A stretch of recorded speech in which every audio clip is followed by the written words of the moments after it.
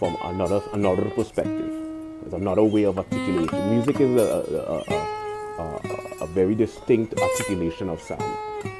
Linguistics is sound articulated through human communication. Music is sound articulated through symphony. Although linguistics is also, language is also symphony as well, but it's a different kind. Intensity determines the distance at which the acceleration of the sound propagates. So we have amplitude, we have frequency, we have velocity, we have acceleration, and we have momentum. So what is the disparity? What is the correlation? Amplitude, frequency, velocity is the speed at which the sound travels. Right? Acceleration is the speed at which the sound picks up. And momentum is the consistency of that foot.